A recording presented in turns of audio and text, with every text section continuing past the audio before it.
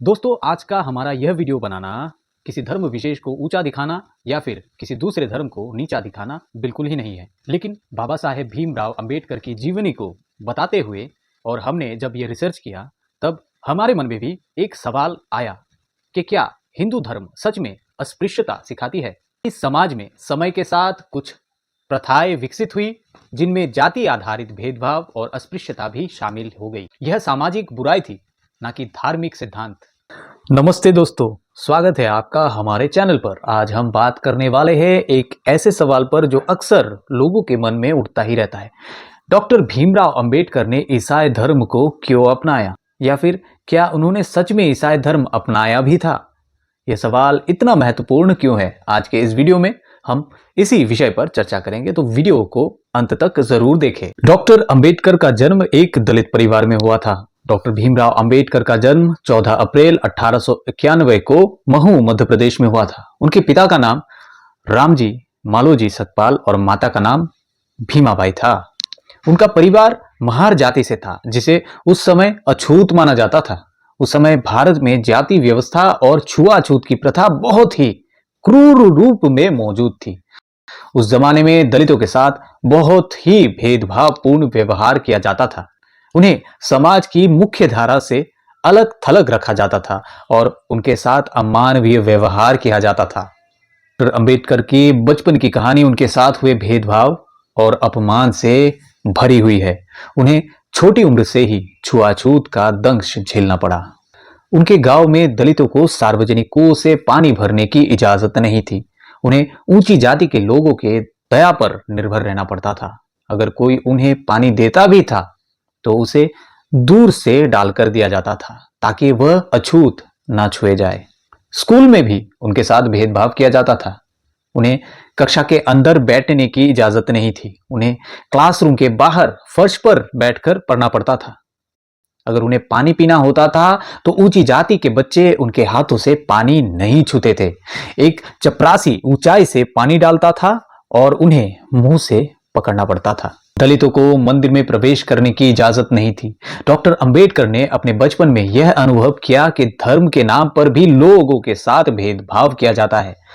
इन अनुभवों ने डॉक्टर अंबेडकर के मन में गहरा प्रभाव डाला। उन्होंने महसूस किया कि जाति व्यवस्था एक ऐसी बीमारी है जो समाज को खोखला कर रही है। उनके मन में यह सवाल उठा कि क्यों एक इंसान को दूसरे इंसान से घृणा करनी चाहिए, कि उन्हें समाज में समान अधिकार नहीं मिलने चाहिए। इन सवालों ने उन्हें एक ऐसे व्यक्ति के रूप में ढाला जो जीवन भर समानता और न्याय के लिए लड़ता रहा। डॉक्टर अंबेडकर ने इन सवालों का सामना अपने बचपन से ही किया। उन्होंने महसूस किया कि हिंदू धर्म के अंदर मौजूद जाति व्यवस्था एक ऐसी बीमारी है जो समाज को खोखला कर रही है। इन अनुभवों ने उनके मन में एक ज्वाला जला दी। उन्होंने ठान लिया कि वे इस अमानवीय व्यवस्था को बदल कर रहेंगे। और आज भारत के कुछ नेता उसी जाति व्यवस्था को फिर से मेन स्ट्रीम में लाने में आमादा हुए हैं। इतना दुर्भाग्य होगा अगर डॉक्टर अंबेडकर जी आज जीवित रहते और जाति व्यवस्था को फिर से भारत में प्रमुखता दिए जाने के विषयों को उनको अगर देखना होता, तो यह उनके लिए बहुत बड़ा अपमानजनक बात होती। डॉक्टर अंबेडकर ने समाज में समानता और न्याय की तलाश में कई धर्मों का अध्ययन किया। उन्होंने सिख धर्म, इस्लाम और ईसाई धर्म जैसे विभिन्न धर्मों को समझने की कोशिश की। उनका मानना था कि धर्म का उद्देश्य इंसान को इंसान से जोड़ना होना चाहिए, ना कि उन्हें तोड़ना। उनका जीवन दलितों के उत्थान और समाज में समानता लाने के संघर्षों से भरा पूरा हुआ था। आइए जानते हैं कि उन्होंने किस तरह से अस्पृश्यता के खिलाफ संघर्ष किया। इस कड़ी में उनका पहला कदम था शिक्षा के माध्यम से बदलाव। डॉक्टर अंबेडकर ने महसूस किया कि शिक्षा ही वह सबसे बड़ा हथियार है जिससे दलित समाज को सशक्त किया जा सकता है। उन्होंने खुद बहुत कठिनाइयों के बावजूद उच्च शिक्षा प्राप्त की और विदेश से डिग्री लेकर लौटे। उन्होंने कहा, शिक्षित बनो, संगठित रहो और संघर्ष करो। उन्होंने दलित समुदाय को स्कूल और कॉलेज जाने के लिए प्रोत्साहित किया। उन्होंने बहिष्कृत हितकारिणी सभा की स्थापना भी की जो दलितों को शिक्षा दिलाने के लिए काम करती थी।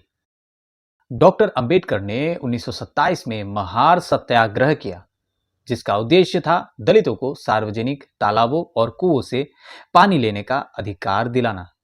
महाराष्ट्र के महार में एक तालाब था जिसका नाम था चबदार तालाब, लेकिन दलितों को वहां से पानी लेने की अनुमति नहीं थी। अंबेडकर जी के नेतृत्व में हजारों दलितों ने वहां जाकर पानी पिया और यह ऐलान किया कि पानी पर सबका समान अधिकार है। इस सत्याग्रह ने समाज में समानता और अधिकारों की लड़ाई को नई दिशा दी। इसी कड़ी में उनका तीसरा कदम था मंदिर प्रवेश आंदोलन, कालाराम मंदिर आंदोलन 1930। डॉक्टर अंबेडकर का मानना था कि यदि हिंदू धर्म में सब समान है तो फिर दलितों को मंदिरों में प्रवेश क्यों नहीं दिया जाता। 1930 में उन्होंने नासिक के कालाराम मंदिर में प्रवेश करने के लिए आंदोलन किया। दलितों को मंदिरों में प्रवेश नहीं करने दिया गया, लेकिन इस आंदोलन ने धार्मिक समानता की मांग को जोरदार तरीके से उठाया।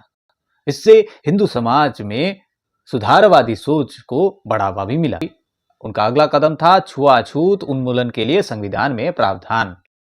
डॉक्टर अंबेडकर भारत के संविधान निर्माता थे। उन्होंने संविधान में ऐसी व्यवस्थाएं की जिससे अस्पृश्यता को कानूनी रूप से समाप्त किया जा सके। अनुच्छेद 17 अस्पृश्यता को गैर कानूनी घोषित करता है। अनुच्छेद 15 धर्म, जाति, लिंग आदि के आधार पर भेदभाव को प्रतिबंधित करते हैं।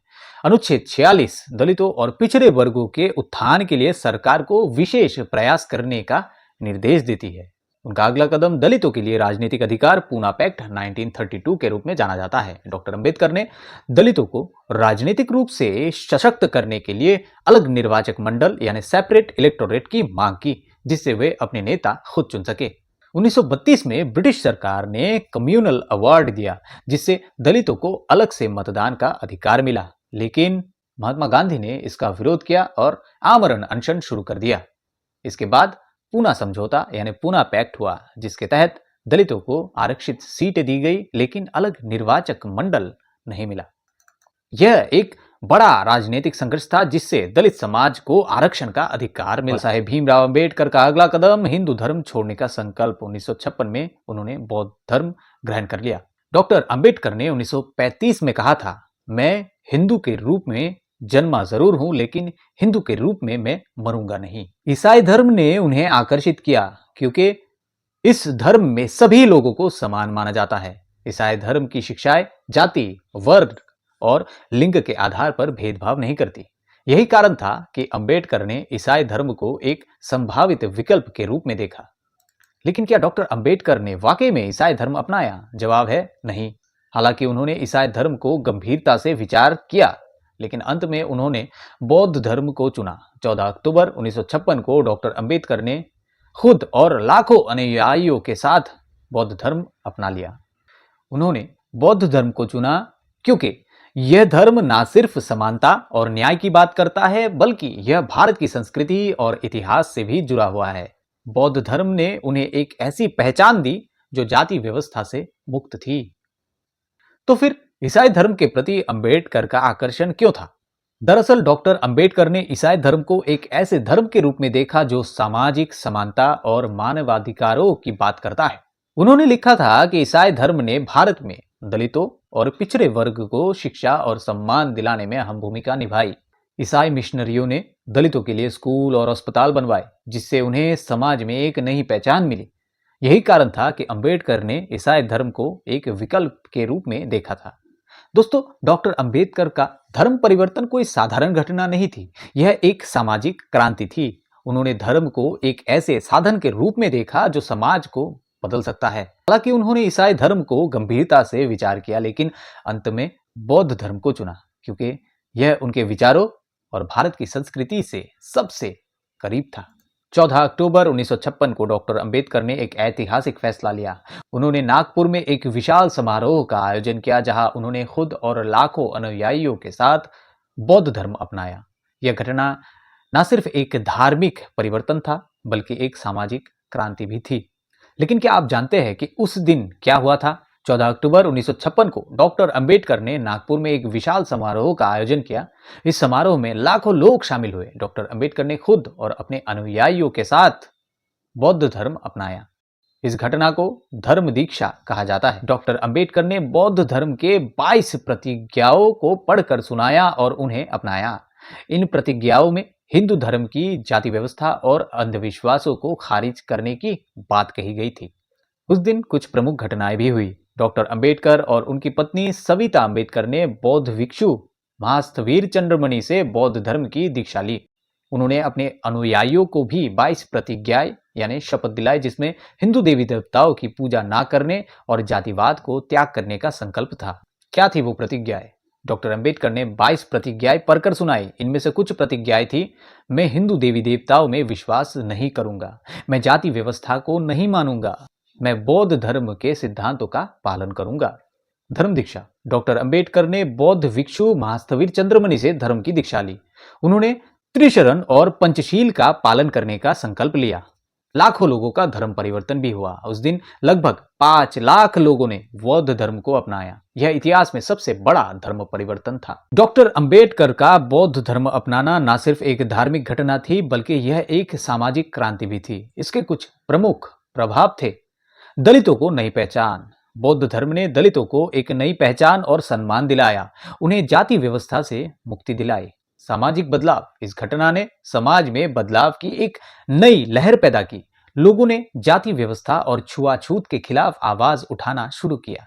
बौद्ध धर्म का पुनरुत्थान: डॉक्टर अंबेडकर के प्रयासों से भारत में बौद्ध धर्म का पुनरुत्थान हुआ। आज भी लाखों लोग बौद्ध धर्म को मानते हैं। डॉक्टर अंबेडकर ने इस अवसर पर कहा था, मैं हिंदू धर्म में पैदा हुआ था, लेकिन मैं हिंदू के रूप में मरूंगा नहीं। उनका यह कदम दलितों को एक नई पहचान और सम्मान दिलाने की दिशा में एक बड़ा प्रयास था। तो फिर डॉक्टर अंबेडकर ने बौद्ध धर्म को ही क्यों चुना? इसके पीछे कई कारण थे।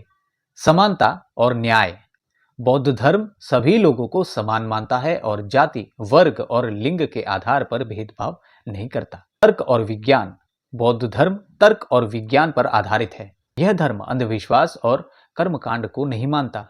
भारतीय संस्कृति: बौद्ध धर्म भारत की संस्कृति और इतिहास से जुड़ा हुआ है। यह धर्म भारत की मिट्टी में पैदा हुआ था। बौद्ध धर्म ने डॉक्टर अंबेडकर को एक ऐसा मंच दिया जहां से वे समाज में बदलाव ला सकते थे। इसके बाद लाखों दलितों ने बौद्ध धर्म अपनाया और उन्हें एक नई पहचान मिली। यह भारत का सबसे बड़ा धर्म परिवर्तन आंदोलन था, जिससे समाज में नए विचारों, आत्मसम्मान और समानता की लहर पैदा कर दी।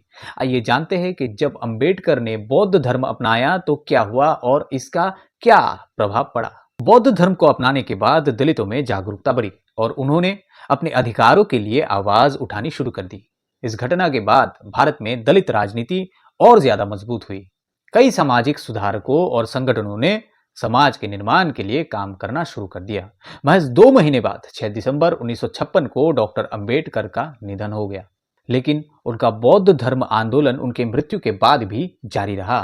1957 के बाद हजारों दलितों ने हर साल दीक्षा भूमि पर जाकर बौद्ध धर्म अपनाना जारी रखा। महाराष्ट्र, उत्तर प्रदेश, मध्य प्रदेश और देश के कई हिस्सों में बौद्ध धर्म अपनाने की एक लहर सी पैदा हो गई। नए बौद्ध समाज का निर्माण हुआ। जातिगत भेदभाव को खत्म करने की दिशा में यह एक बड़ा कदम साबित हुआ। बौद्ध धर्म अपनाने वालों को नवबौद्ध कहा जाने लगा। महापरिनिर्वाण दिवस पर बौद्ध धर्म अपनाते हैं। दोस्तों, डॉक्टर अंबेडकर का बौद्ध धर्म अपनाना न सिर्फ एक व्यक्तिगत फैसला था, बल्कि यह एक सामाजिक क्रांति थी। उन्होंने यह साबित किया कि यदि कोई धर्म समानता नहीं देता तो लोग नया रास्ता चुन सकते हैं। डॉक्टर अंबेडकर का संघर्ष सिर्फ धर्म परिवर्तन तक सीमित नहीं था। उनका लक्ष्य था एक ऐसा समाज बनाना जहां हर इंसान को समान अधिकार और सम्मान मिले। दोस्तों, आज का हमारा यह वीडियो बनाना किसी धर्म विशेष को ऊंचा दिखाना या फिर किसी दूसरे धर्म को नीचा दिखाना बिल्कुल ही नहीं है, लेकिन बाबा साहेब भीमराव अंबेडकर की जीवनी को बताते हुए और हमने जब ये रिसर्च किया तब हमारे मन में भी एक सवाल आया कि क्या हिंदू धर्म सच में अस्पृश्यता सिखाती है? इसका उत्तर है नहीं। हिंदू धर्म मूल रूप से अस्पृश्यता या छुआछूत को नहीं सिखाता। हिंदू धर्म के प्राचीन ग्रंथों में आध्यात्मिक एकता, मानवता और सभी जीवों के प्रति दया की शिक्षा दी गई है। वेद, उपनिषद और भागवत गीता जैसे ग्रंथों में किसी भी इंसान के प्रति भेदभाव की बात कभी नहीं की गई है। हालांकि समाज में समय के साथ कुछ प्रथाएं विकसित हुई जिनमें जाति आधारित भेदभाव और अस्पृश्यता भी शामिल हो गई। यह सामाजिक बुराई थी, ना कि धार्मिक सिद्धांत। हिंदू धर्म ग्रंथों में कई संतों और सुधारकों जैसे संत रविदास, कबीर, चैतन्य महाप्रभु, उन्होंने अस्पृश्यता का विरोध किया और समाज में समानता की बात कही। आज भारतीय संविधान अस्पृश्यता को गैर कानूनी घोषित करता है और सामाजिक सुधारों के कारण यह प्रथा काफी हद तक सामान्य भी हो चुकी है। इस दृष्टि से हिंदू धर्म को अस्पृश्यता का समर्थक मानना सही नहीं होगा, बल्कि यह कहना उचित होगा कि यह एक सामाजिक बुराई थी जो धार्मिक आस्थाओं के नाम पर समाज में प्रचलित हो गई थी। दोस्तों, अगर आपको यह वीडियो पसंद आया हो तो इसे लाइक करें, शेयर करें और हमारे चैनल को अवश्य सब्सक्राइब करें। साथ ही कमेंट में बताएं कि आपको इस विषय पर क्या कहना है। हमें आपकी राय का इंतजार रहेगा। तो आज के लिए यहीं पर विदा लेते हैं मित्रों। आप सब खुश रहिए, हमारा देश भी खुश रहेगा। जय हिंद।